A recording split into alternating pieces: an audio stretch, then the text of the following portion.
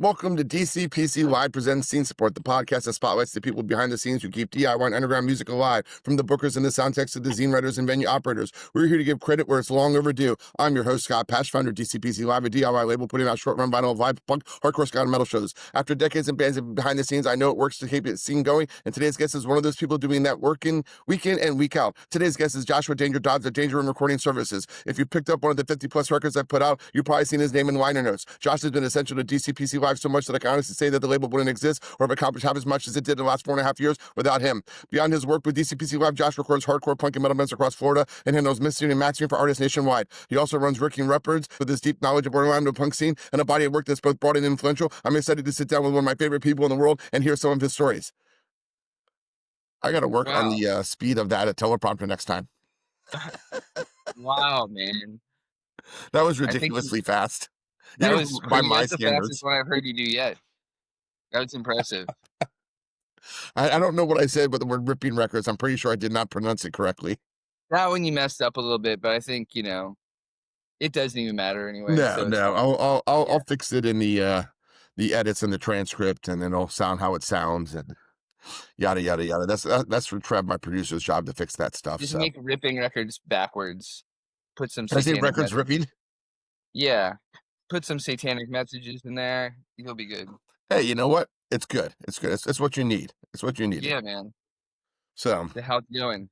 things are good. Oh, I know you just turned my camera off. God damn it. It's like I've never done this before.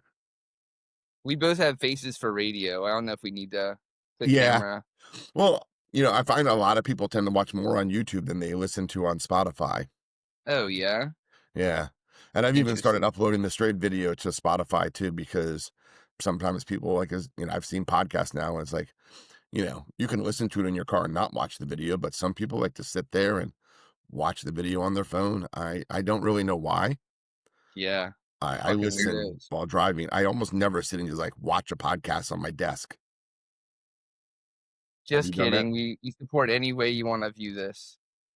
Absolutely. So where would you like to start, sir? Do you want to start with where you're at now, or do you want to go all the way back to the beginning and talk about where Danger Room Services came from besides let's talk about the beginning. The beginning. The beginning. Giant Size X-Men Special #1.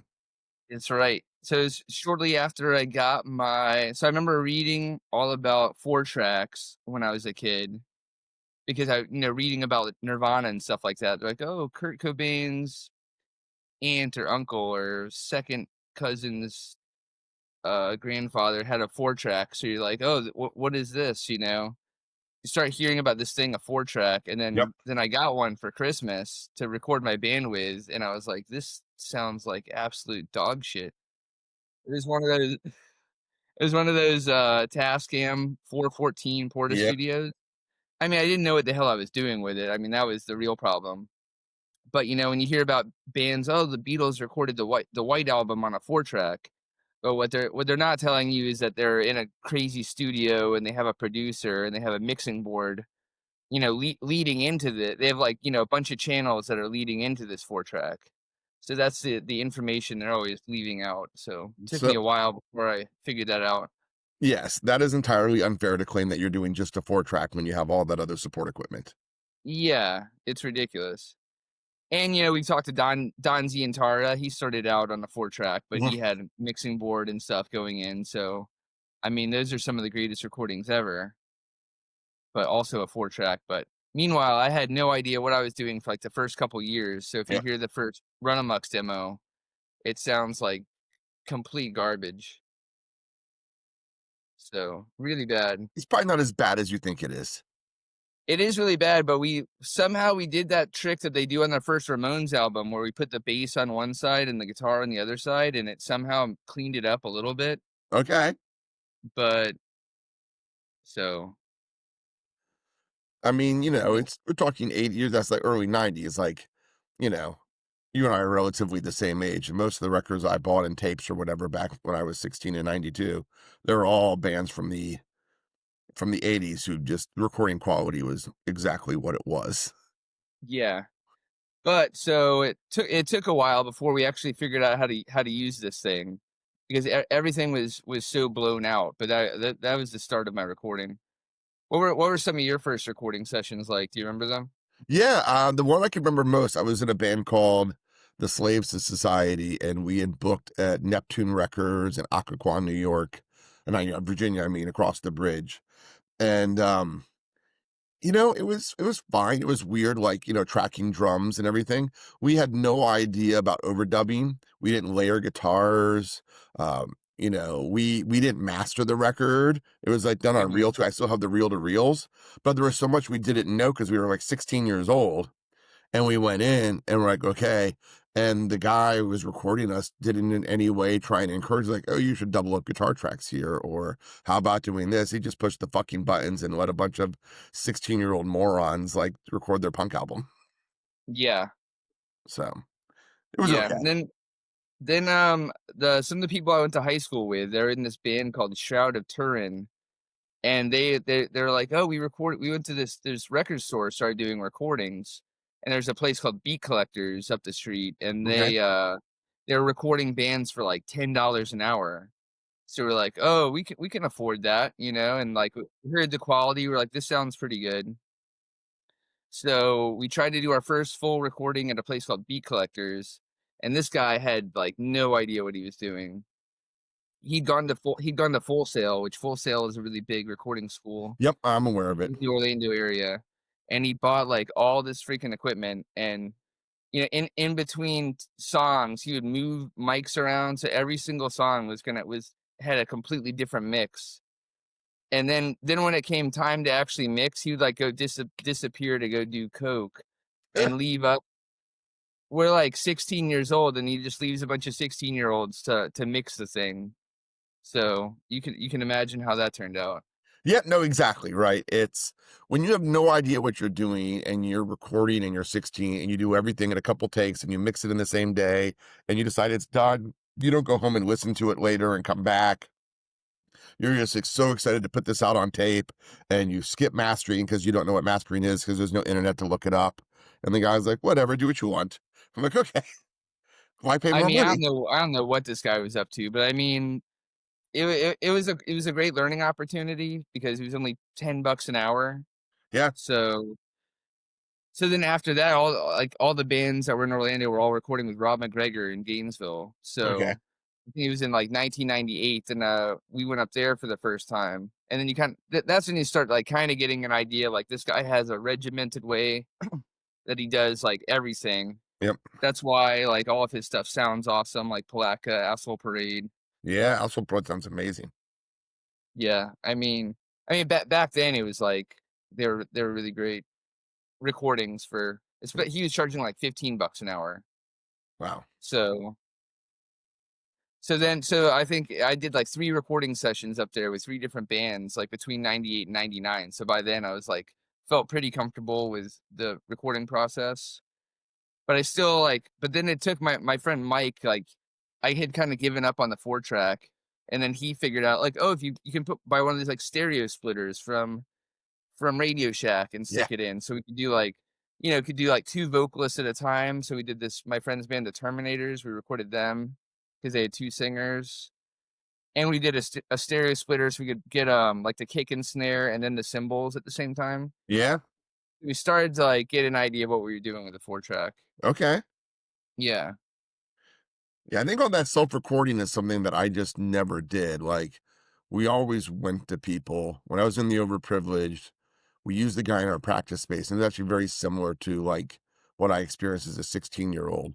Still not smart enough yet to figure out to double up guitar tracks, etc. Even though I'm now like 23 or whatever. And then that album we recorded at 3 different studios, and it sounds like it. Yeah. Because it was all mastered by my guitarist on Pro Tools that he downloaded and taught himself how to do. Once again, we're just like doing shortcuts. It's like, some of the punk rock way. And then we recorded in the house of this band called Standard Issue. Sounded great. Took laboriously long to record like 4 songs, but Uh-huh. sounded great. And then we did 15 songs mixed and mastered in one day with Ryder from Daycare Swindlers. I forget what the name of the studio he was working at the time. He did great work, but like doing it all, recording, mixing, and mastering all in like one day because we needed to send it out Yeah. for our tour so we could have the CDs ready. It's just stupid. It You was, can't do that because your ears are totally shot. oh yeah. I mean, That's what we'd always try to do. Yeah, we try to mix it the same day, and there's you can't do that. it's like the first time I recorded with you, and you were like, "No, you don't need to be here for mixing and mastering. I'll just send you stuff." And I was like, "That's odd. I've always been there." I was like, "And what do you do, Scott, when you're there in the mixing and mastering booth as the drummer with the tin ear that can't tune a guitar? What are you doing most?" I was like, "Mostly drinking beer and farting, maybe." He's like, Exactly. "Exactly. You're just fucking around, getting in my way, distracting me, and you assholes are gonna fall asleep on the couch, wake up, drink more beer, yada yada." I was like, "Huh." Yeah, There's that's the thing. A truth lot of to the people words you're from saying. that's Yeah. a lot of people from the '90s think that you have to all be there from the for a mixing session. Yeah? However, on the other hand, but now you send somebody something and you're like anxiously waiting to hear what they think about it. Like, oh, I haven't listened yet. It's like, what the fuck are you doing? Well, to be You fair to know? me, like, you'll send me stuff and I'll see it and I'll be on like my laptop. I was like, I don't want to listen to it on my laptop. It's gonna sound like shit. Yeah, Right. I'm like, yeah. I have to like either like get in my car and drive and hear in my car, or I've got to get my like good like beats things and play it through my phone and hear it through like I'm like, it's a matter of me going, oh, I would love to listen to this right now, but I'm in the middle of work and I can't. And but I no. What I love most about when you send emails is like you'll send me some like, this is it, final mix. And then 10 minutes later, Oh never yeah, mind that one. This one's better. And I'm like, okay. 15 minutes later, hey, forget what I just said. This third one is definitely it. yeah. I love that That's a about you. problem. That's a problem I have. But hey, at least I'm excited about it. You Oh, I know? love that. It's absolutely thrilling to me. I'm like, "Oh, Uh-huh. wait. If I listen to it now, it's gonna change in 24 hours." We're doing my friend's band right now, and I had sent them like I mixed and mastered like all the songs, and I sent it out. I'm like, this is it. Everybody in the band was like on board, but then I heard something that was just driving me crazy, and now it just sent everything back into this spiral of like you had to go like 3 steps back, and then now the people want to change the mix around. And I'm like, I should Uh, have just kept my mouth shut, but yeah? And I couldn't go. did they hear So what I you mean, heard? When you huh? pointed it out, when you pointed it out, were they able to hear what you were They doing? heard it. We were just so hyper focused on a bunch of other things that we didn't hear this like big glaring thing. Like there's because they recorded like 50 guitars, and there's too many guitars in certain paths in the recording, so it's like Yeah, created this distortion. And I was like, I've never like had to mix that many guitars before sure. because it's supposed to be a simple demo that they're recording, With 15 but guitars on one track? yeah, The fuck yeah. is that? So yeah, it's wild. But about the guitar, that's one thing I learned from Call Dead is that you Yeah, don't always need a bunch of guitars. yeah, Because you guys had that one song, yep, and I was like, "You have to put another guitar in this song," and Chris was like, "No, this song is just raw, it's just supposed to be one guitar." I'm like, "It sounds just as good as all the other songs." yep. Like, So, it's like and we from Donzi and Tara too, the first Minor Threat EP is one guitar. yeah. If you Like, you do it right, can't fucking beat that, you know? if you do it right, you don't actually need to double up guitar. Exactly, yeah. You do it right, but your song has to be that good. That's really Yes. the point. And then I take the compliment mostly for Chris that his song was that good. Yeah, His new band so Godzilla is really good. but that's one of the things I wanted to convey is like, you always have to this is always a learning experience, so you can learn from every single band Yep. because, I didn't know I was gonna learn that lesson that day, Sure. and there it was, you know? I get that from you. Like you'll send me a text like, "Hey, I learned something new today." So in the 4 years we've been working together, I feel like every couple months at least you're like, "Hey, I figured out how to do this. Hey, I figured out how to do that." So I do appreciate how you're consistently always paying attention and solving problems in new ways. So I would attribute a lot of that to the live stuff because in the live situation, like, things go haywire, like, pretty much every time. There's always some X factor that you're not gonna foresee in the live recording world that you have to figure out how to fix, you know? So, that's been a but I mean, I try to learn something from, like, every single band I work sure. with. So when you say it's easier to do studio stuff than it is to mix and master the live stuff? Def it's not easier. It's just different. It's a different set of problems, Okay. basically. And like I learned something from Lausketeers Okay. because they had an engineer that was able to get like all the noise out of their vocal mics, and I was Yep. just like, how the hell are they doing this? And then he's like, their engineer was like, oh, he's embarrassed to say how he did it. I'm like, just like in bed at like 4 in the morning, like what would this guy be embarrassed about? Like, what would I was like, oh, he used some AI like stem separation thing. I'm like, okay, so now like that now that I know about that, like Sure. it makes these live recordings like way I mean, even sound even better. So you drop out the words AI and just say stem separation program, and everyone's like, "There's no problem with that." Who gives a fuck if it's AI stem separation? It's stem separation. yeah, I I don't quite understand. Do you know anything about that? Because I don't quite understand what makes it AI that's No, doing it.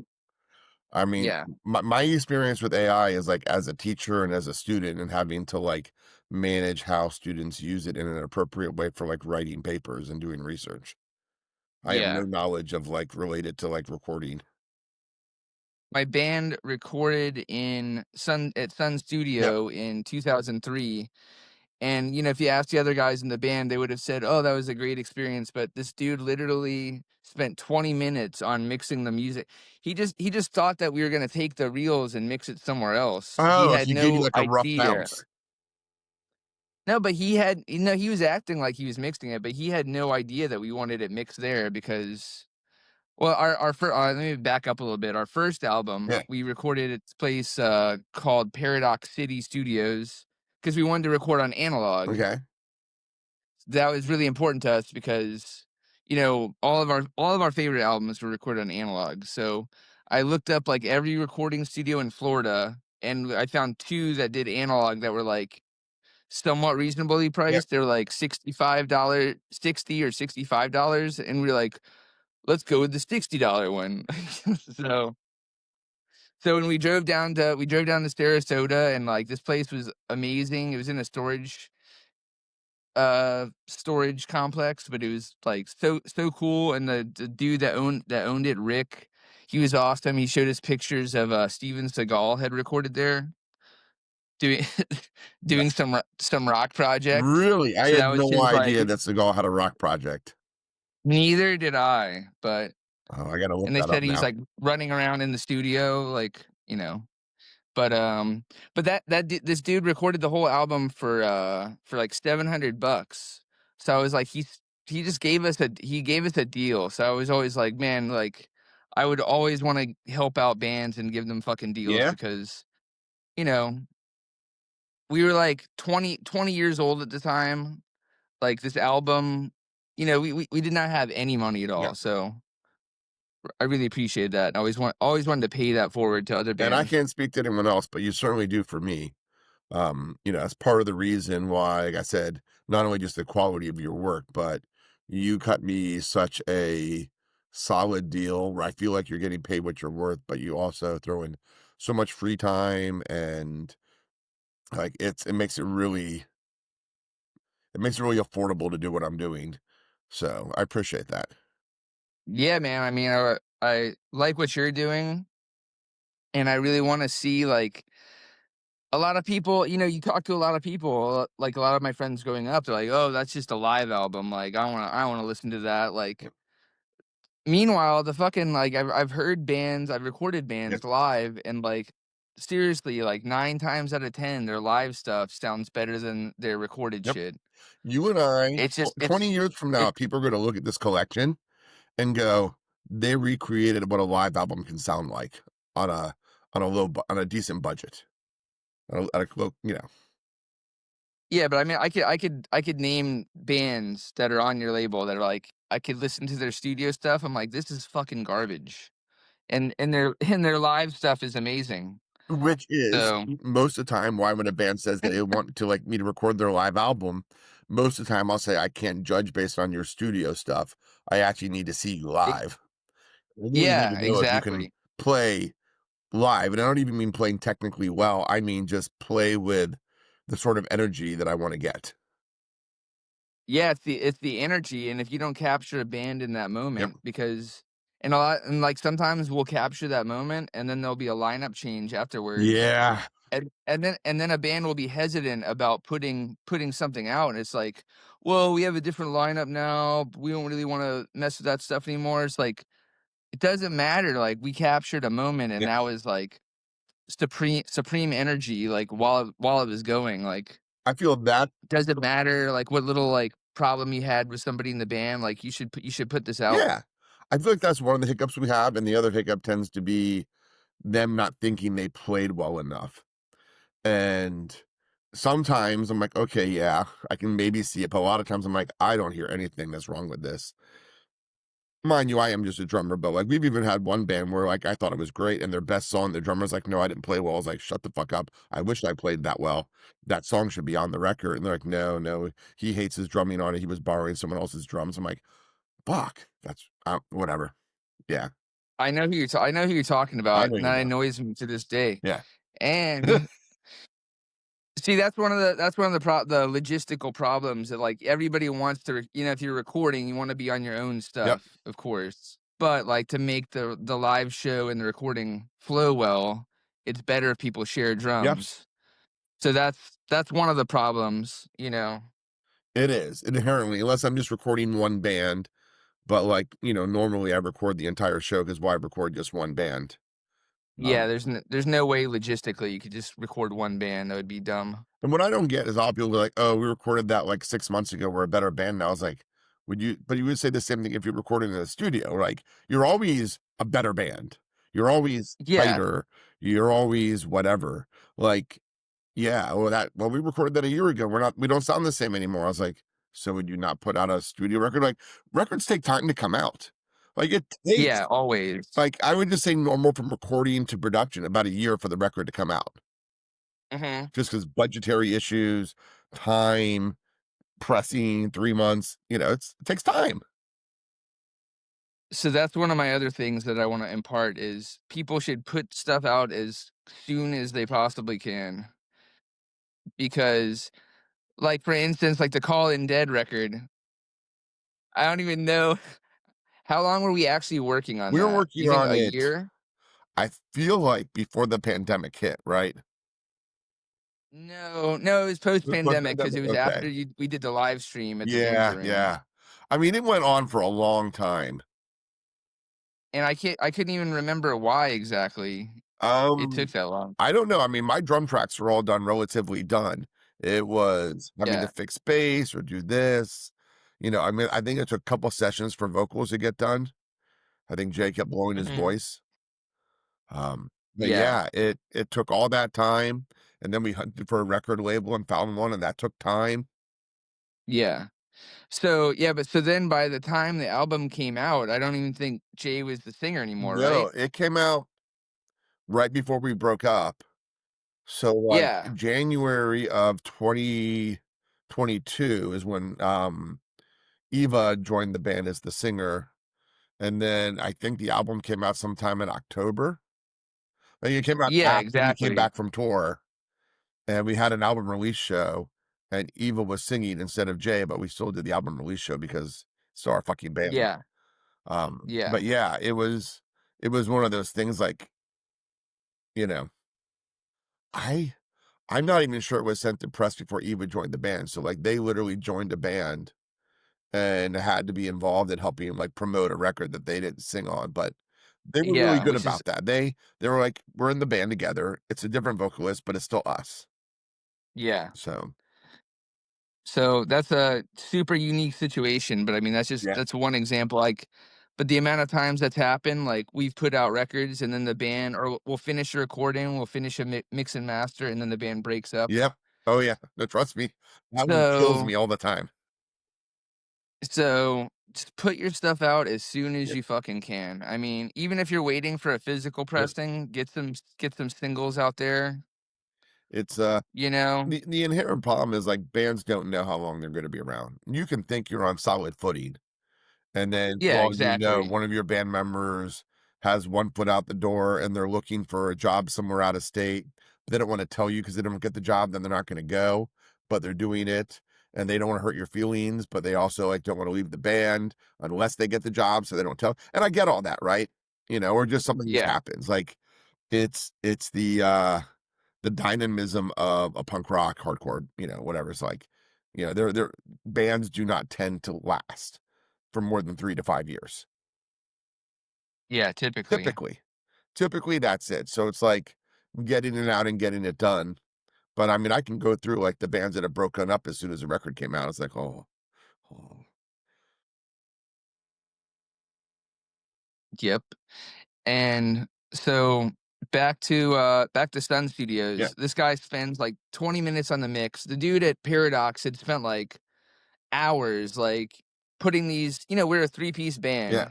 He spends like hours like putting this mix together, and it came out sounding like awesome, but at Sun Studio, we put the CD into my van, and I'm like, this sounds like one of my old 4-track recordings. Like, this sounds like fucking bullshit. And then that's what we ended up coming out on an LP. Wow, because you were like, it's time For it's what we have, right? Well, I mean, I didn't know that we could take those reels and get them remixed elsewhere. I Yeah, was like super ignorant at the time.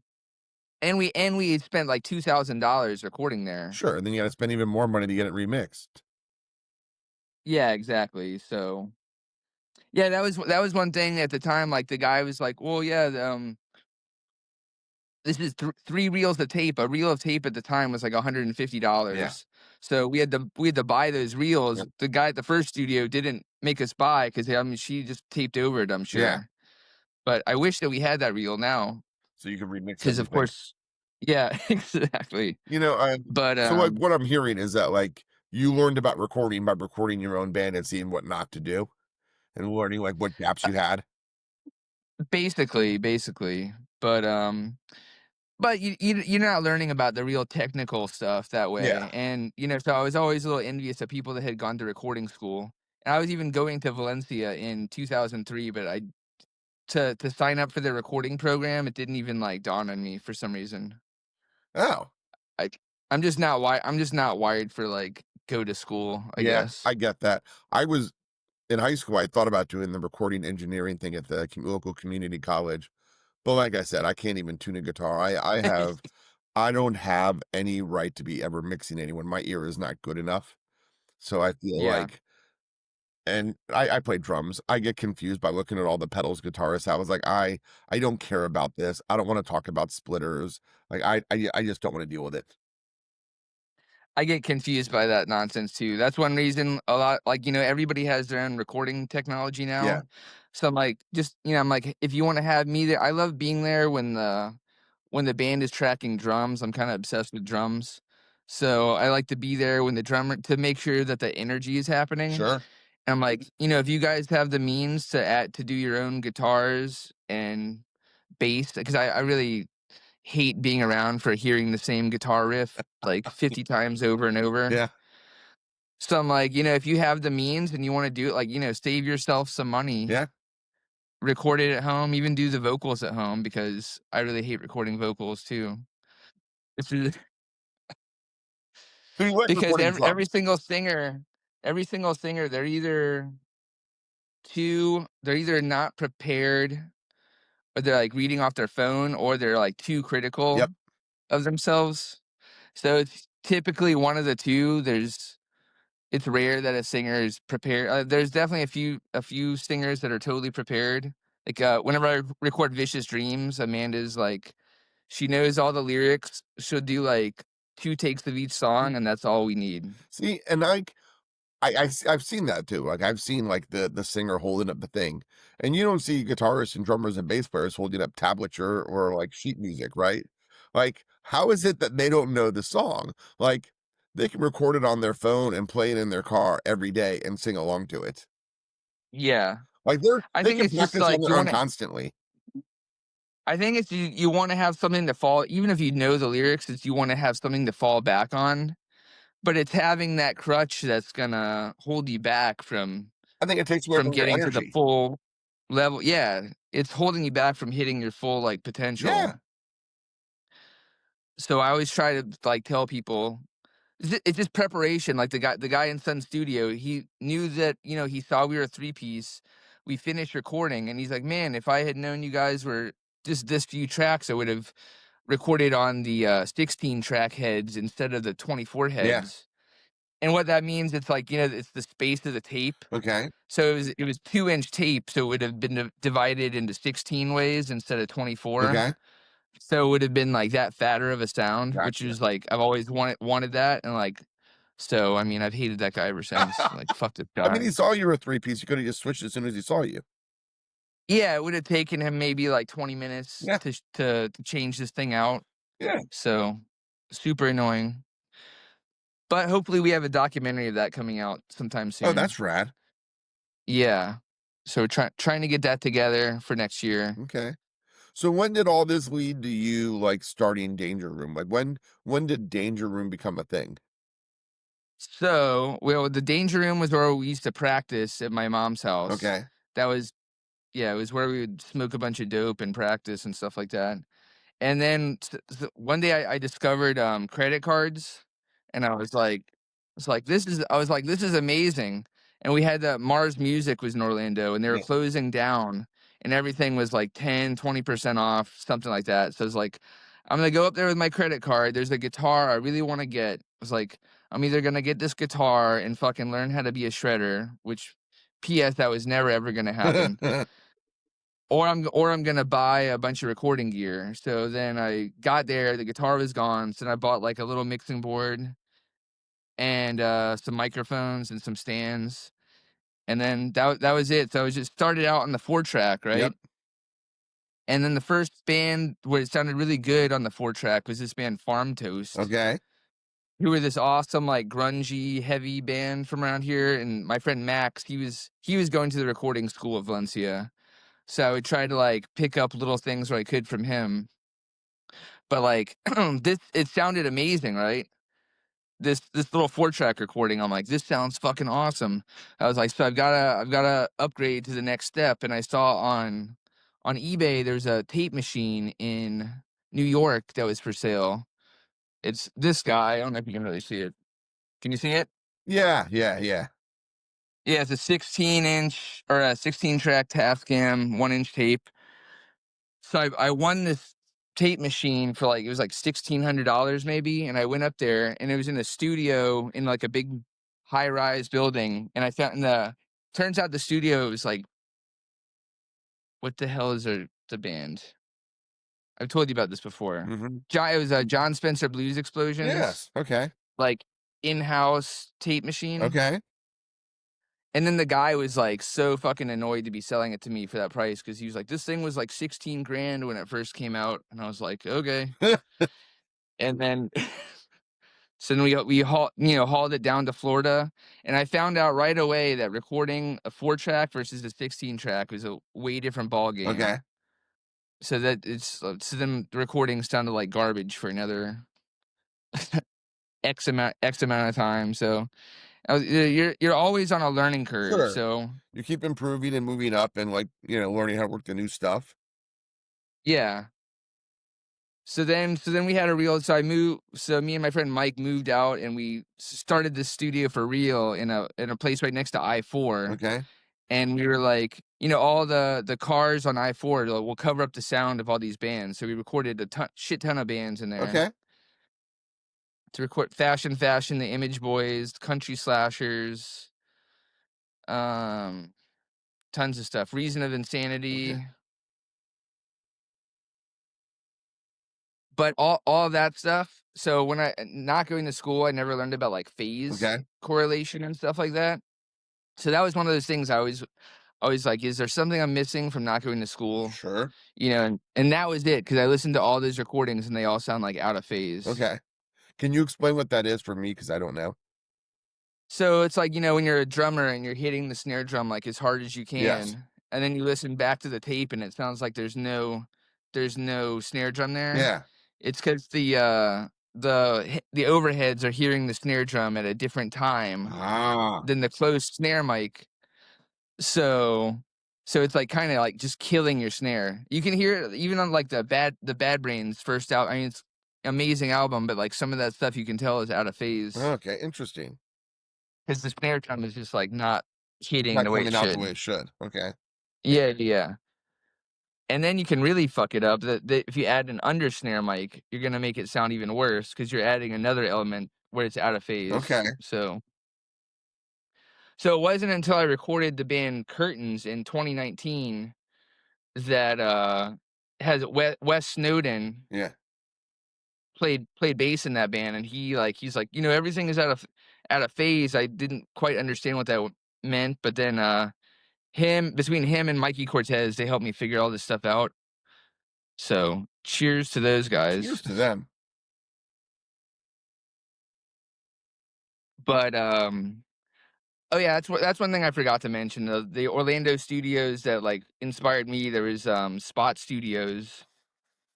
There was all these, like, punk kids that went to Full Yep. Sail, and they recorded a bunch of stuff in the '90s. And Mark Ignafo from Real Time, he recorded some of my favorite stuff. Okay.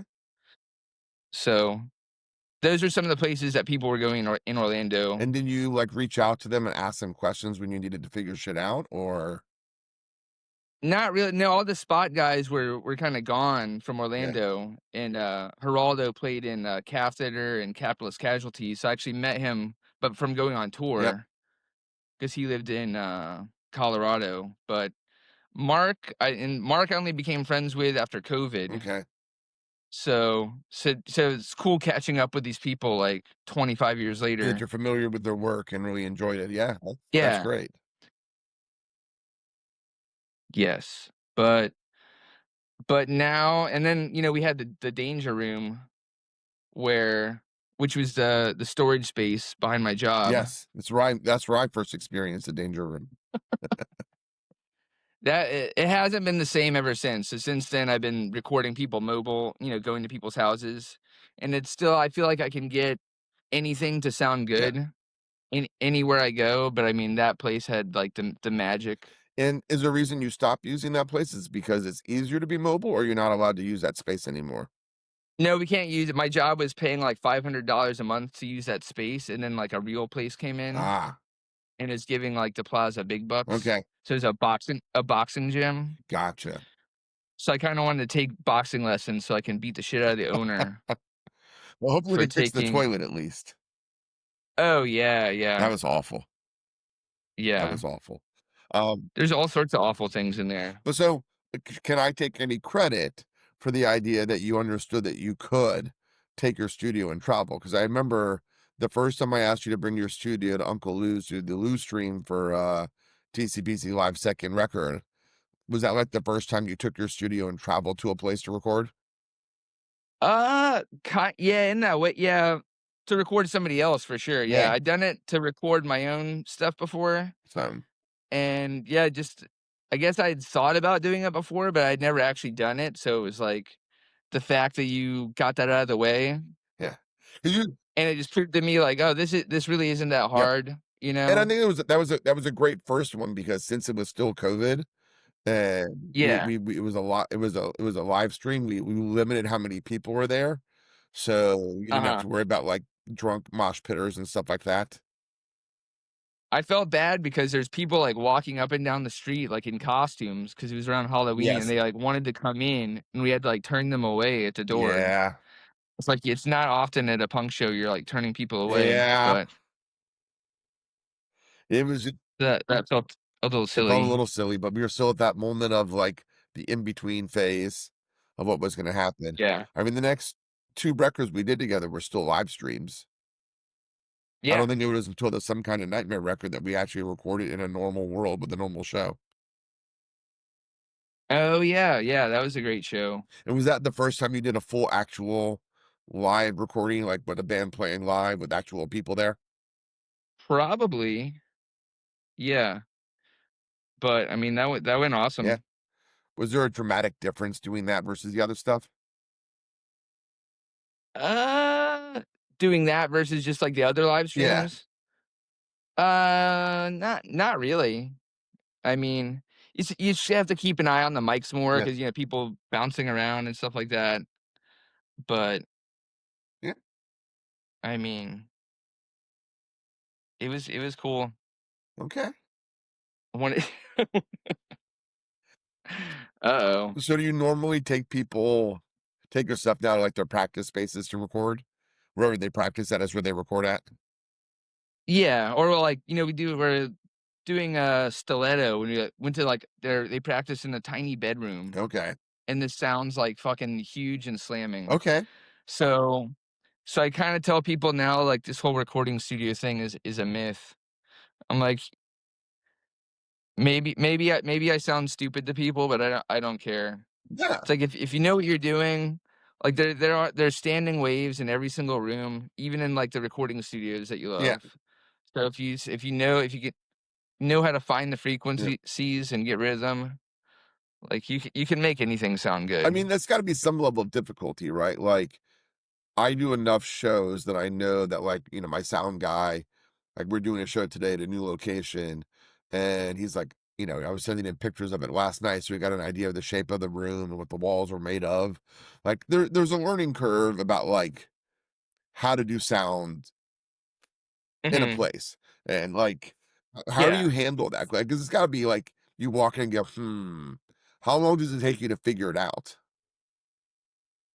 Not too long, though. I mean, the if you're recording, like, a band not in a live Yeah, situation, it's ideal if you have, like, other rooms that you can use for separation.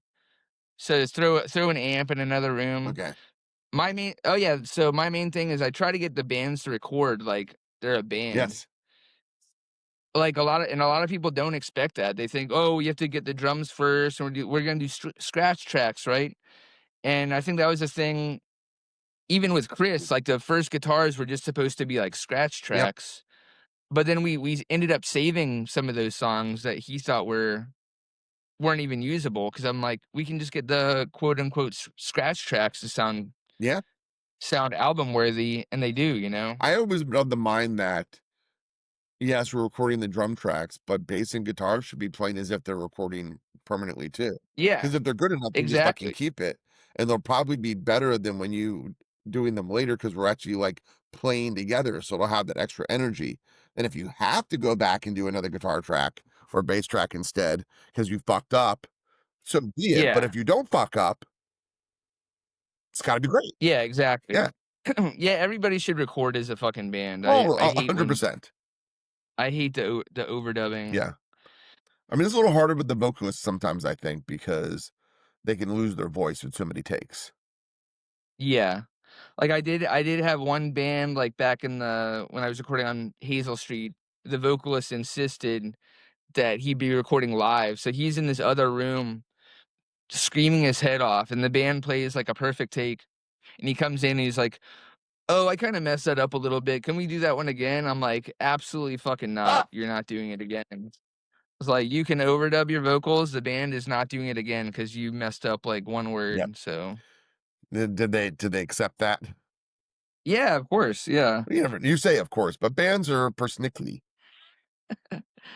They are, they can be, yeah, we know Oh, that. I'm fully aware. Between booking shows, running a record label, and being in bands, well, it's That's honestly the thing I've learned the most is just trying to figure out how to deal with yep, people, and it's like most people want the same things that you yep, want. They want it to come out in a timely manner, they want it to be cost effective, they want it to sound yep, good, and, the things that are the biggest hindrances are when sometimes you'll have someone that, like, thinks I'm, like, nickel and diming them. It's like, I'm just going by yeah. time, you know what I mean?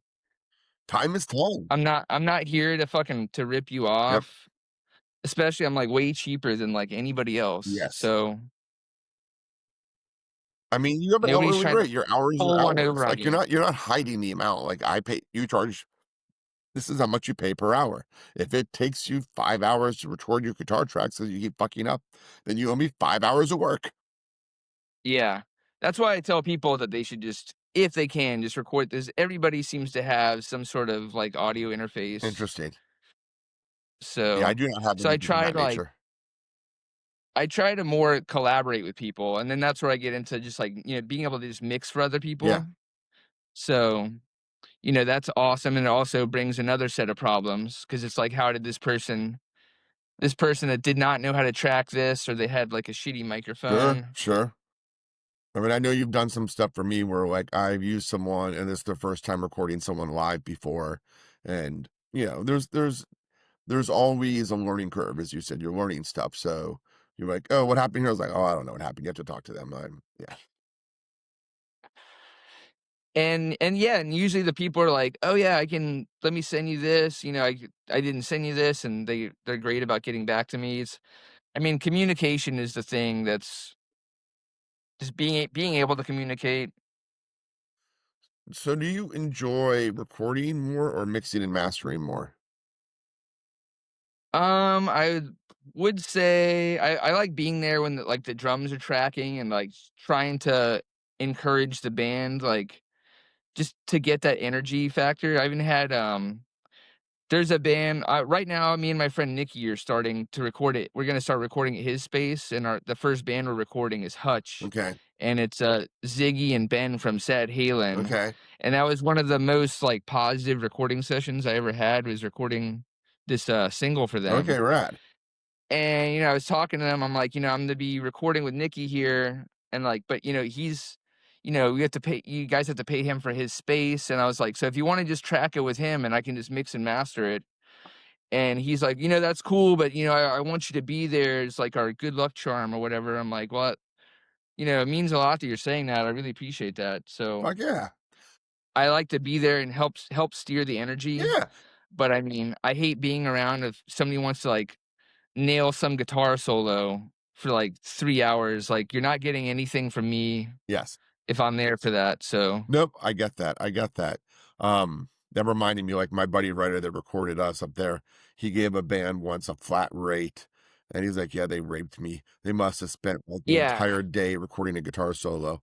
Like, and I'm just there for, like, 8 hours, and it's the same fucking guitar solo for 8 hours, and I was like he's like, Uh-huh. "It's unfair." I was like, "I gave gave 'em a flat rate, and they're just abusing the fuck out of it."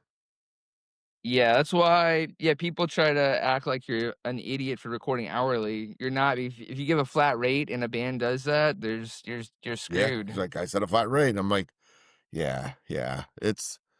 I would be like a flat rate up to so many hours. Like that's it. Like this is what it is. You got 20 hours, but when we go beyond this to a certain point, I got to charge you more. Um, Yeah. so when I first started working with you, I remember like with Call and Dead stuff, or the first DCPC live, which is also Call and Dead stuff. I was like, you mixed it, and I was like, oh, I should send it off someone to be mastered. And you're like, fuck no, I'm gonna master it. And I was always taught that you record with someone. I finally learned about mastering that you always record with someone and send it off to master somewhere else. And you're like, no, that doesn't have to be that way. So can you tell me why people think that way and then why you disagree? The reason I don't necessarily disagree with that, I just personally like so if I record something for Yeah. myself, I will send it off to my friend Dan Randall to master Okay. because he's awesome. He runs Mammoth Sound Mastering, and I mean he's been doing it for years. He knows what the fuck he's Yep. doing. But, like, if I can come in and I can stay objective enough, it's really just about Okay. objectivity because, the everyone in the band, they hear the mix a bunch of times. You start to lose your perception Okay. of what it sounds like, right? So does the engineer, Yep. right? So it's like you wanna have another set of ears on it for that final to make it, like, acceptable to go out into the world, right? Yes. Meanwhile, on the other hand, I try to keep my objectivity. I take, like, great lengths to stay objective the whole Okay. time. Cause I like, when I'm starting to mix, I'm trying to not really listen to the whole songs as much as, like, the individual Snippets. parts and, like, the way tones work together, Okay. so that once I have a mix, I can, like, listen back in my car, and it's like, if it's making me do this, I know I did a good Yep. job. If I feel it thumping and pumping and smacking, those are the questions I always ask Yes. bands, like, Does it "Does it thump? Does it snack? thump? Does it" Yeah, yeah, yeah, it's like, those are the things I'm looking for, Yeah. right? So, I'm not listening for, like, the little nuances of things. So I feel like whenever I give a band something and then they go and get it mastered, sometimes it actually takes out some of the thump or the smack. So that's why I'm like, "I'm gonna fucking master Sure. this thing." Sure. because I want to, it's just like a control thing I mean, ultimately. you want it to sound good, right? Like, you want everything you put Yeah, out. I want it to sound great, Yes. and I put it up against everything on Spotify. I run a line out from my computer out to my Yeah. car, so it's, like, going directly into the car, and I'm, like, A/Bing with stuff on Spotify. People don't really realize, like, what they're getting when they get me to Yeah. record them. And that's what I'm saying, like, the level of attention and detail you put in, you could charge 3 times as much money easily, and you'd be worth I it. think I'll start doing Not to that. me, though. Oh, yeah, not Not to to me, you, but though, other of people, course. yes. I give you too much work. Yes, you do. I hope But, I hope you get work from I the can't work I give you. I hope, like, the bands come back to you. yeah, that has happened, so I Yeah. appreciate that. And, but so I can't say that it's a bad Yeah. thing for I mean, if somebody wants to get it mastered elsewhere, I mean, I'll admit that that's where things start to get hazy for Yeah. me, and I do start to lose my perspective because if I'm, like, just listening to something, like, Yep. nonstop. But, I mean, as far as the mix, I can keep my perspective pretty much the whole time. I mean, if you had this if they did say, "I want to send it to get mastered," do you have people you trust you send people to? Yeah, I would definitely send them to Okay. Dan. Would recommend that. Because it's probably In helpful the to have case someone that in the understands you and your recording process to master it. Nah, not necessarily because, I mean, he has objective ears. I know the kind of music he listens Yeah. to. So, just based on the music and, so that's another good like, when Vicious Dreams, because Yeah. Andrew was like, I've always heard you never have your mixing engineer Yes, master it. exactly. So and I gave them the suggestion. I'm like, they were trying to get on one certain label. I'm like, "Well, why don't you find out who masters everything for that label?" Yeah, And I'm like, so yeah, it was like so it's got their stuff sounding like in the ballpark, that's smart. and I know. I don't know how I came up with that because, I mean, I don't often think of things that are smart, but I'm like, "Hey, that was pretty smart." That is, I like that. I like that a lot. So, that's fascinating. Yeah, I don't know how I thought of that. I mean, it kinda makes sense though, right? Like, you look at the bands you Yeah. love and you go like, "Where did they record? How does it sound? I wanna go there." And you look at, if record labels like, some record labels have a really cohesive sound. Yeah. Not all of them do. Yeah, and I just know the local band the band from Orlando, Watts. I noticed they got, like, one of the guys Yeah, that masters all that same kinda stuff to master their 2nd EP. I'm like, "This sounds fucking yeah. awesome." Yeah. I Have you ever gotten a band that I didn't release the record, but maybe, like, they bought one of the records and they had their own tracks and was like, "Who should we get this to master?" And they sent it to you going, "Hey, we love how you mastered this live album, and I'm sending it your way." So it can't Is it be gonna no. make you feel better if I say yes or No, no? I'm just be honest. I'm just curious. Not sure. No, not for mastering. I don't really pride myself Okay. on the mastering part Or the mixing? of things. The mixing, yeah, I definitely take more pride in the Okay. mixing side of things because the mastering, like, is where I start to feel like, oh man, and I feel like that's one of those like competitive things because, like, about like the loudness war, which is like Yes. supposedly over, but I'm constantly like, how did this band get their shit this loud on Spotify? And a lot of people listen to things on Spotify and they don't realize that they have their audio normalization Yep. on, which it not only turns the music down, but it's also holding back like certain bass and treble frequencies. So that like shit, like when everybody says, "Oh, fuck, music just doesn't sound as good when you're streaming it off Spotify," it's because you have that setting on. Interesting. So what setting should they have it on? They should just take off audio normalization. Okay. I'm looking at my phone right now. Yeah, Let me see if I have it on there. yeah. It's Alright. settings, I'm gonna go to my setting. playback. Let's see if I'm smart enough to have not already had this here. All right, let's see here. Settings, there it is. Playback Yeah. Then it says audio normalization. and enable audio normalization. Boom, turned it Yeah, off. Okay. yeah. Equalizer, Then play feedback sounds, autoplay similar content, gapless playback. Yeah, it's fine. Picture yeah. But auto I mean mix. that's the thing when just when you're comparing Yeah, stuff, that's like done. Nope, that's it. It's I was gonna so I'm gonna listen to this shit now on one of my car for now on. Thank you. Done. Yeah, sweet. Sweet. Everyone else should do the same thing. That'll sound better. So what you have any projects you're working on right now that you're super stoked about that are not mine? Yeah, Stiletto is making a Yep. single. Well, I mean, I'm stoked about all your Of course projects, you and are. Double Bubble is coming out with Alive and Dead. Can't wait for that. Yeah, that's really good. They're a great band.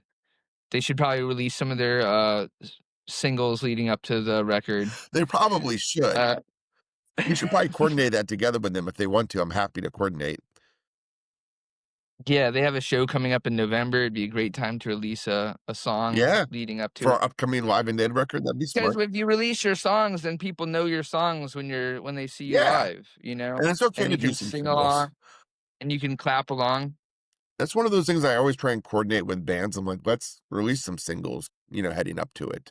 But like Yeah, a fair number of bands, of late, especially in the last year, either don't want to release any singles of the live album and or certainly don't want to put it up on Bandcamp. I'm like, okay, I mean, it's up to you. Like, I don't care about the digital in the real sense, other than that it's advertising for the live album.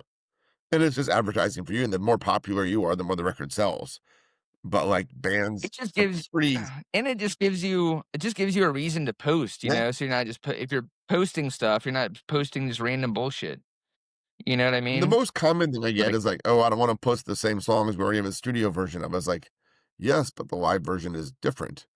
You also have a studio version of a record, and you have the live version of a different, yeah, it's okay to have two versions of the same song if they're live in studio.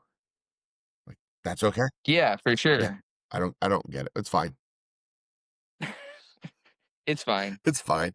That's why I just try and focus on the vinyl, but I do try and guide people like this is how it should go to at least like Yeah. help promote the record. What else am I working at? Skeletizer. It's my friend Nikki's heavy band. Okay. That's gonna be good. They recorded that at his space, and I'm mixing it. So you sent me a record, or what was that record that was sent to me? Bird on a Wire or Birds on a Birds on a Kill. Kill? They're gonna be recording an LP That was soon. a really good record. It sounded good. It was late cut and still sounded really good. Yeah, yeah, they're all that. So that's a great example. We recorded that in their storage unit. Okay. So like we went up to the second story of their storage unit, and we just opened the Yep. fucking whatchamacallit, the roll up door, Yeah. and we set up all the mics, and we were just like we just hoped that nobody would come in and pull the power plug because that's happened to them before. They had some old bastard unplugged the power Why? while they were practicing. Yeah, something like that. I hope that doesn't happen while recording. Yeah, that'd be a disaster. Look at you with your adamantium. That's why you gotta bring one of Your these to adamantium recording session. claws. Oh yeah, I guess some people might not be watching it. Like he's waving around these like amazing adamantium Wolverine claws. Yeah, I forget not everybody that's right. watches. Some people listen. Yeah. Did you do the last Antagonizer album that came out? Yeah, I mixed that. I mean, that was another Yeah. thing. Learn from that. That was a great fucking album. Yeah, yeah, it's awesome. They're in Germany right now. And one of the So, beauties of that, like their record hadn't sold in a little bit, but as soon as that CD came out and people went to Bandcamp to buy the CD, they bought the record. And yeah. I sold like It's like why I not? basically sold out of the record in like a month or two after the CD came out because people kept going to buy the CD and then buying the record. I was like, and this is why I like bands to put this shit on Bandcamp because when they put up new releases, people come back and look at their old releases. Exactly. And they're a great example of a band that like they're always writing, they're always practicing. Like when they record, they want to get the shit out like Yeah. as soon as possible because they're already like probably have enough songs for a whole other record ready to And they're go. always evolving too. So, but Yeah. they don't discount their old sound. Like they're not like, hey, no, we sound like this now. That stuff's no longer relevant because we don't play those songs live as much, or that's not how we sound. I feel like they still they move to the future while still owning their past. Yeah, that's true. this is my favorite one so far. Oh, that's fucking great. I have the same shirt.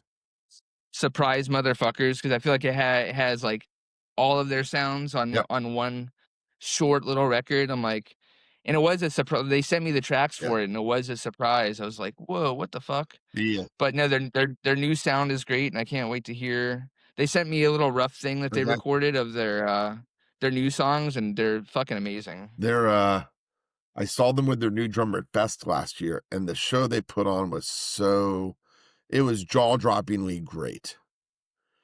I was like, Yeah. "This is so fucking good." Like, I am so excited. I was like, I've seen them before, but this was like the best I'd ever seen them. And it wasn't just the change in drummer, it was everything. The stage show, the new songs. I was like, so fucking good. Yeah, that dude is awesome, and, Michael, and so it's crazy is, I was talking about Spot Studios Yeah. before. I've actually come into possession of all their old DAT tapes and ADAT Really? tapes, and it turns out that Michael was in 2 different bands that recorded in Orlando back Wow, then, okay. so I was able to transfer and get him. He was in a band called Glad and a band called Government Okay. Cheese, so I was able to get him the Glad songs. I'm still trying to get him the Government Cheese songs, but it was like You it's like full circle shit. I love that I kinda love that. stuff. That's awesome. Well, I mean, and that's how everything works. Like, our community is really small. As odd as it is that I didn't actually meet you until I've been in Orlando for, like, 8 years, maybe? Oh, You were yeah. technically the only person I knew in Orlando because 'cause we'd played together twice in Baltimore. But I Yeah. had no idea that your band was in Orlando, and we hadn't, like, kept in touch past those shows. So I didn't know that you were around. And then when Colin Dan went to record for the first time, you sent me stuff and I thought I sounded great. And Chris was adamant about using his old buddy that had recorded his old like ska whatever band, you know. And I was like, Yeah. okay. And then I was like, and you're like, hey, don't you know? I was like, I was in the run. I was like, oh my fuck, how did I not know? We should have been hanging out for years. Yep, yep. Then you go and move to fucking New York, Yeah, yeah, I know, I know. which is weird because I lived up in that same area that Yes, you're at now. which is totally hilarious. Yeah. Very strange. That's how I met yeah, I met Jay Crack, like old buddy of yours. Yeah, he's awesome. So But, yeah, that's a thing, like, if somebody gives you a date and you can't like, I remember Mike gave me a date of like, "Oh, we need to record on April 4th," and I was like, "Fuck, I can't, that's one of my best friend's birthdays," and we had, like, some plan. I was like, "Can't do it, yeah. can you do it another day?" And then that's it, you missed the boat on that one, so Okay, so like Tangent wound up recording somewhere else? yeah, then that's when you guys ended up recording out at the coast. Ah, gotcha. Oh, okay, is that when yeah, when we did that, Yes. yeah. Yeah, yeah, yeah. Yeah, I mean, that's kinda just how it goes, like, there's availabilities and you wanna get it done, and this is when we have the time, and if you're booked with someone else. So, do you feel like you miss out a lot by being overbooked, or Not in that way. Like, right now, I haven't actually tracked a band since Oh, May, wow. so looking forward to this Hutch session. Okay. And the last band I tracked, they recorded one of the best songs I've ever recorded Wow. for any band. Okay. It's like it's a minute and a half long Okay. song. It's one of the greatest songs I've ever recorded. And they're like, we're gonna release a song." I'm like, "I can't fucking wait." And they release, like, not that song, they released another song instead. Ah, I'm like, "What is going and on?" what'd they say? So, You say, "Where the fuck's this song?" people have a whole vision for how they wanna do things, Yeah. and it's like, get your best stuff out, get it out ASAP because there's so much stuff in the world you gotta compete with, all the noise, I always feel you know like, what I why mean? wouldn't you just put out your best song? Yeah. I know when I was recording, even going back to when I was 16, we thought about song order in a certain way. I was like, your your first song should be your second best song, and then your best song should be your second, because you want someone to really like the first song and then think that the next song that comes after is even better. Because that may be as far as they go. Yeah, that's a good point because, I mean, when you're buying CDs, like, in the Yeah. '90s, it's like how many bands CDs did you have where, like, only the first 2 songs was Yeah. good? I mean, that was, like, so many fucking CDs from like the alternative rock world. Absolutely, and then, you'd go to Tower Yeah. Records and or Borders, and you'd put the headphones on and you listen to the first track and the second track, you go, "Oh, yeah, I'm gonna buy the CD." And then you bought it, and you're like, "Oh, well, so be it." Uh-huh, exactly. There's so many fucking albums like It's like, that. I guess the other songs are okay.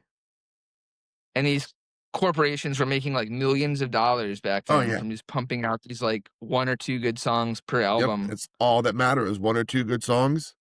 I think there was a No Effects song, about dinosaurs or whatever on Pump Up the Volume that talked about we're tired of bands having, just, putting out albums with only 1 or 2 good songs. The idea that, like, Oh, yeah. yeah, that the I Gotcha. it kinda followed the idea that my old band, The Overprivileged, had that, like, physical media would go away and we would decentralize music, and that the bands would all own and manage their own online presence, and that they would get rid of corporations and manage it all on our own, and record labels would no longer need to exist. And we I didn't think that's kinda It's happening. kind of like, but we have Spotify, right? Yeah. And you have, even Bandcamp.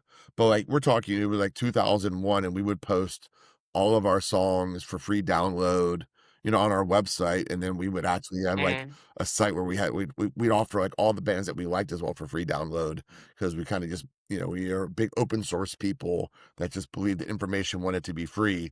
And that the real point of music was to get people so pumped they would come to your show and sing along, and that like your record and your CD and tape was just cheap plastic crap, and no one owned, like, once you download that music, it's yours to do it as you want, and like, yeah. But we're not, right? Like, you don't distribute, like, people use DistroKid, and you pay money to send it to Spotify, who makes money off of you and pays you nothing. Like, we actually did not Yeah. go to the model that I envisioned 20 years ago. 20 years ago, I thought it'd be like, "Oh, every band will have their own cheap website, and you'll just go to a band's website, and you'll hit play, and it'll be streaming from the band's website, and you'll never have to, like, own any physical media, but, like, every band will get the money for it, whatever it is, if they put a paywall up there or if they do whatever." I was like, bands are gonna control their distribution. I was wrong. That would be nice. Yeah, it would be, right? I mean, I like physical media, right? I run a record player, like, I get it, like, I have a record label, but, like, the idea that bands don't have to, like, kowtow to a corporation was always something I wanted to be a reality.